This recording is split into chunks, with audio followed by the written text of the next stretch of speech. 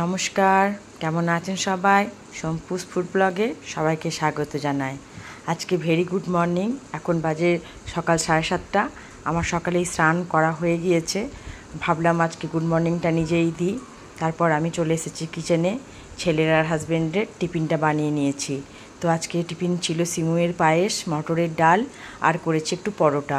যেহেতু আজকে শনিবার, আজকে একটু অন্যরকম স্পাইসি টিফিন একটু বানিয়ে দিলাম। তারপর আজকে তিনজনেই আমরা একটু ব্রেকফাস্ট করে নিলাম। আজকে একটু সময় ছিল তিনজনেই একসাথে ব্রেকফাস্ট করা। আজকে ডালের কচুরি, ছোলার ডাল আর একটু করে জিলিপি আমরা ব্রেকফাস্ট করে নিলাম। তারপর এখন ঘড়ির কাঁটায় বাজে বিকাল 4:30। আমি যাচ্ছি একটু ডাক্তার দেখাতে। আগের ব্লগে আপনাদের বলেছিলাম আমি ব্লাড টেস্ট করে এসেছি।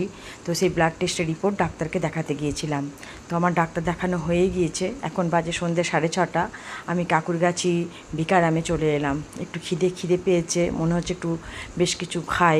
তো ভাবলাম বিকারামে এখানে সিঙ্গারা আর কচুরিটা ভীষণ সুন্দর টেস্টি হয়।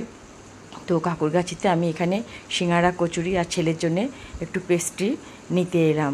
এখানে সমস্ত খাবারগুলো খুব টেস্টি হয়। আর আমি এখানেই ডাক্তার দেখাতে এসেছিলাম উল্টোডাঙাতে। তো সেই কাকুরগাছি গিয়ে আমি খাবারগুলো নিয়ে বাড়ির দিকে রওনা দিচ্ছি। তারপর বাড়িতে এসে পরে পরিষ্কার হয়ে 2-3টে প্লেট বার করে আমাদের খাবারগুলো সমস্ত কিছু নিয়ে নিলাম। একটু মাইক্রোওভেনে গরমও করে নিয়েছিলাম সিঙ্গারাগুলো, ঠান্ডা হয়ে গিয়েছিল। তো ভীষণ টেস্টি ছিল খাবারগুলো। তারপর মার্কেটে একটু আম নিলাম। হিমসাগর বলছে, বাট আমি কোনো বাড়ি হিমসাগর পাচ্ছি না। সেরকম মিষ্টি আম আমি একটুও পাচ্ছি না। তবুও আমের সিজনে একটু আম খাবো না, সেটা তো হয় না। তাই যতবারই আমি মার্কেট যাচ্ছি আম কিন্তু আমি কিনে নিয়ে আসছি।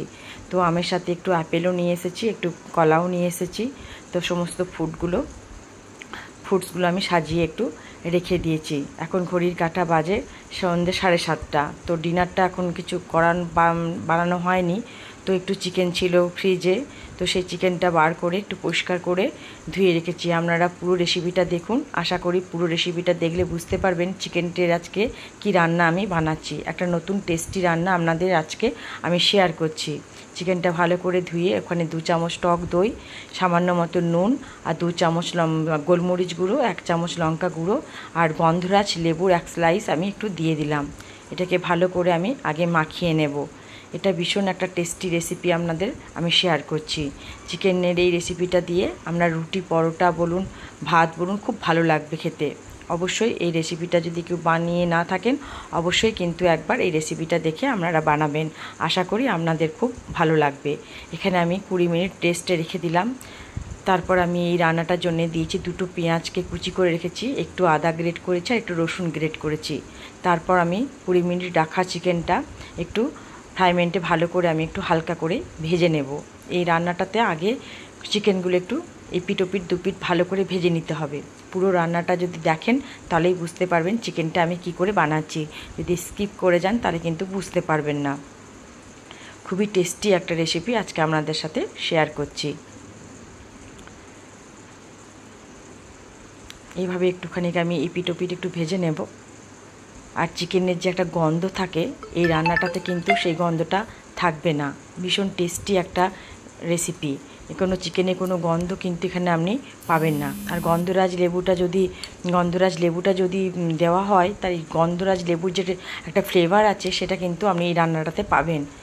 তো ফ্রাই প্যানটা আমার ভাজা হয়ে গেছে। রান্নাটা আমি কড়াইয়ে করব, তাই কড়াইয়ে আমি কড়াইটা চাপিয়ে দিলাম। আমার ঠিক এই পর্যায়ে ভাজা হয়ে গিয়েছে। তেলও দিয়ে দিচ্ছি। দেখুন আমি কত অল্প তেল দিয়ে রান্নাটা বানাচ্ছি। সেই তেলে আমি একটু গোটা গরম মশলা দিয়ে দিয়েছি। তারপর এখানে 2টো পেঁয়াজ কুচি করে রেখেছিলাম সেটা দিয়ে দিলাম। মশলার মধ্যেও বেশি কিছু কিন্তু এখানে আমি দেব না। 2-3 মিনিটের মতো একটু আমি পেঁয়াজটা হালকা করে ভেজে নেব। খুব লাল ফ্রাই করব না, কিন্তু আমরা হালকা করেই ভেজে নেব। বাইরে কোথাও গেলে বাড়িতে এসে দেখবেন কাজ করতে, রান্না করতে একটুখানি কেমন আলসে টাইপের লাগে। তো যাই হোক, রান্না তো করতেই হবে। রাতে ডিনার যখন বাইরে থেকে আনিনি, আমাকে তো রান্না করতেই হবে। সেই ভেবেই আমাকে এখন রান্না করে নিতে হচ্ছে। আদা আর রসুনটা আমি দিয়ে দিলাম। তো আমার ব্লাড টেস্ট খুবই ভালো রিপোর্ট, সব ডাক্তার সবই ভালো দিল। শুধু একটু মেডিসিন দিয়েছে 3 মাসের জন্য। তো একটু ওষুধ খেয়ে নিয়ে আমরা 3 মাস পর আবার আমি টেস্ট করে ডাক্তারের কাছে দেখাবো। আমার ডাক্তারটা খুবই ভালো, দেবজ্যোতি মজুমদার।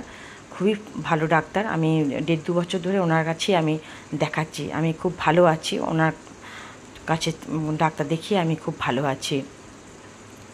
এখানে আমি হালকা করে ভাজার পর আমি একটু কাঁচা লঙ্কাও দিয়ে দিলাম, তারপর একটা টমেটো দিয়ে দিলাম।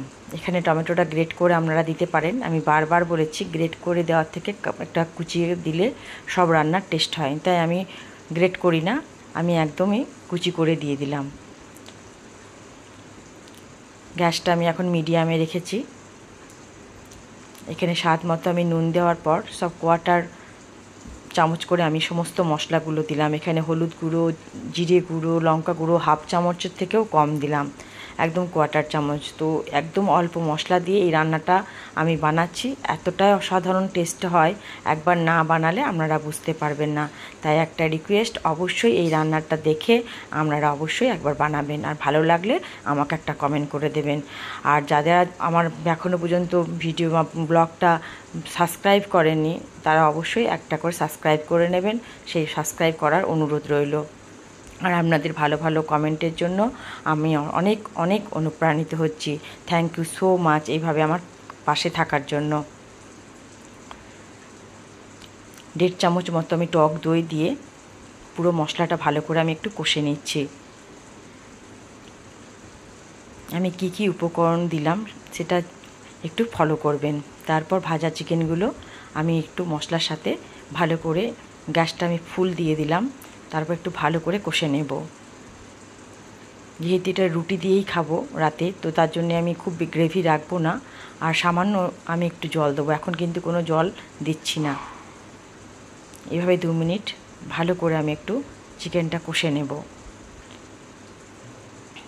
গন্ধরাজ লেবু যদি হাতের কাছে না থাকে অবশ্যই পাতি লেবু দিতে পারেন, লেবুটা কিন্তু দেবেন, তাহলে চিকেনের যে এই রান্নাটাতে আপনার খুব সুন্দর একটা ফ্লেভার আসবে।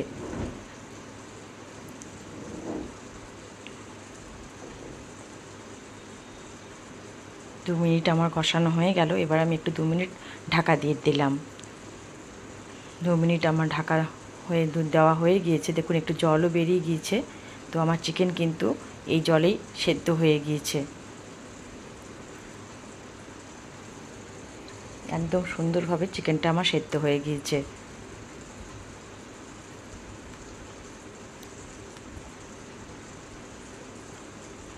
এই সময় আমি একটু জল দিয়ে দেবো, কারণ এতটা শুকনো হলে রুটিটা খাওয়া যাবে না, তাই একটু মতো আমাকে জল দিতে হবে। গ্যাসটা আমার ফুলে আছে, তারপর আপনার একদম সুন্দরভাবে একটু জল দিয়ে চিকেনটা আমি একটু 5 সেকেন্ডের মতো ফুটিয়ে নেব।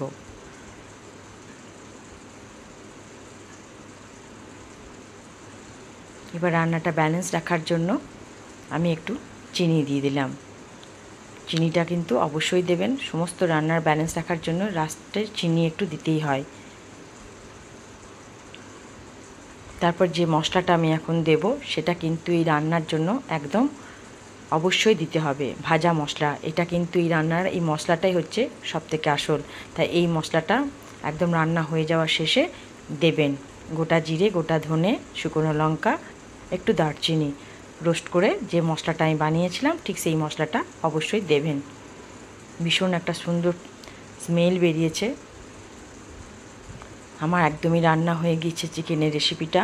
এরপর আমি গ্যাসটা বন্ধ করে দিলাম, তারপরে আর এক স্লাইস গন্ধরাজ লেবু আমি ওপর থেকে একটু দিয়ে দিলাম। রেসিপিটা কেমন লাগলো অবশ্যই আমাকে কমেন্ট করে জানাবেন। আমার ব্লগগুলো কেমন লাগছে অবশ্যই কমেন্ট করে জানাবেন। ভালো লাগলে লাইক শেয়ার অবশ্যই করবেন। ভালো থাকবেন, সুস্থ থাকবেন, সাবধানে থাকবেন। দেখা হবে অন্য একটা ব্লগে। ধন্যবাদ।